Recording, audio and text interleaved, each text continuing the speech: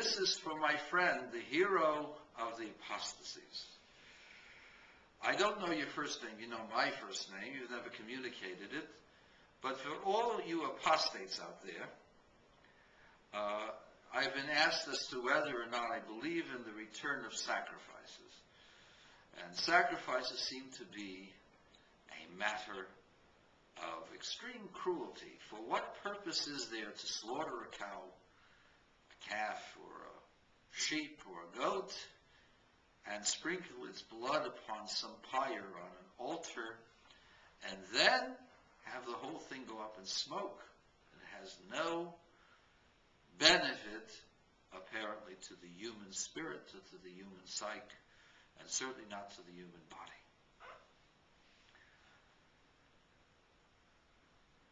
In other words, it is cruel. Well, I assume that heroes of the apostasy, that you must be a vegetarian, because eating is cruel. Eating fish or meat is taking the life of a living creature. And we could send the PETA people after you and I for indulging in the flesh of a creature. For a cockroach is a mouse, is a dog, is a boy, according to the PETA people. If I wanted to take this ad infinitum. Now, of course, you say that's ridiculous, but still, why does God, who is infinite, need to have you slaughter a bullock, sprinkle its blood upon the altar, and take the whole flesh and destroy it upon the fire that's there? Interesting question, and I certainly don't really know the answer, since I'm not God who has given the commandment. That being said, I will attempt to answer you based upon the teachings of Hasidus, which is also based upon the Kabbalah, which you don't agree with, so I don't know what I can do with someone who doesn't agree with the Kabbalah, but we will make an attempt. All existence, that includes you and I, we are limited and temporary. The purpose of existence in the physical world is twofold. Is to elevate the consciousness to God and to bring God down into this world. How do you elevate the consciousness to God?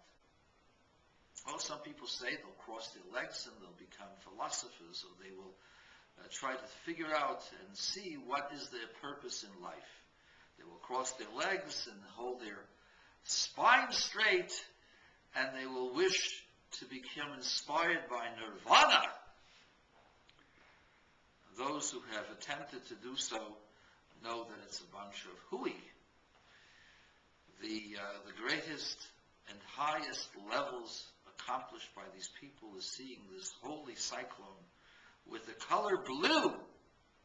How do I know this? Because my friend Gil or Gutman Locks spent years in seclusion and meditation and finally accomplished that which the great meditators of the East have talked about, and that's the cyclone with its blue tinge, blue color that he was able to see. He thought that this was a great accomplishment until he read the Zohar. And the Zohar says that the color blue is the lowest of all the colors. That means that the meditative process of crossing your legs, holding your spine straight, and wishing to become inspired by nirvana gets you nowhere, gets you to the lowest levels. And so we must seek out some other method of reaching higher levels of spiritual attainment. At any rate, how do we raise the consciousness of man?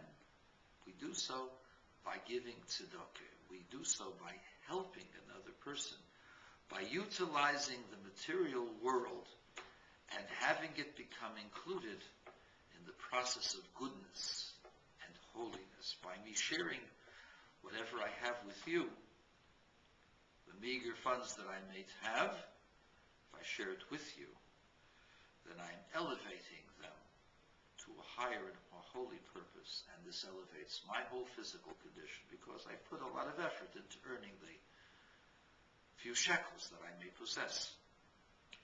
And so therefore the process of elevation comes through consecrating my physical existence for a higher purpose.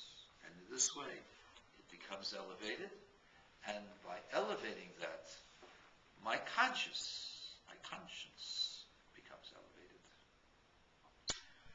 In that process is also the process of the sacrifice. The sacrifice is not just we slaughter and kill an animal for no purpose, but rather what we do is we take the spirit of the animal, and all animals are connected to each other, for we are all connected to every phase of existence.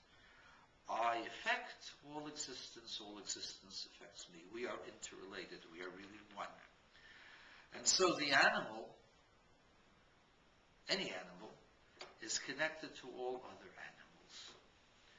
When I take the sacrifice and I offer this on the pyre of the altar, what I am actually doing is elevating the soul and the body of the animal into the realm of godliness. And what I am doing is I'm, through the means of the sacrifice, actually causing an elevation to the entire world.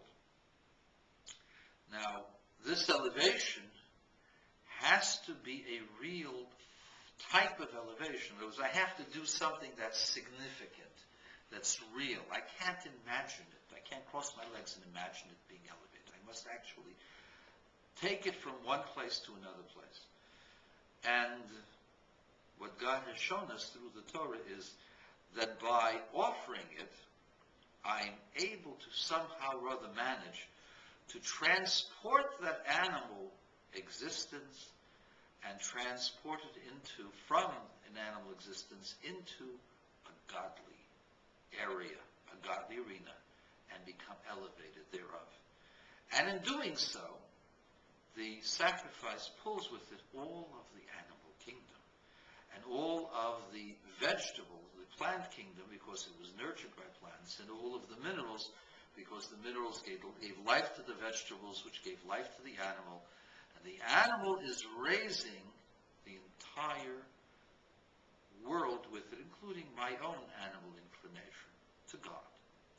Therefore, by doing so, we inspire and elevate all of the universe to be able to reach a higher level, to be sensitive to a higher level for the revelation of God that is to come down as a result. Sacrifice represents the elevation. How do I bring God's revelation? By studying Torah.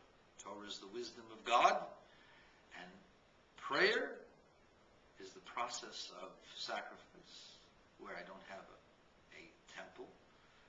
I elevate my consciousness to the highest level available to me, and then at that point I meet godliness vis-a-vis the Torah that I study. Such is the nature of this whole process, and by virtue of the sacrifice, I'm actually doing the entire world, as well as this individual animal of favor, because I have now taken it from the realm of the grassua and have made it now an element of divine wisdom and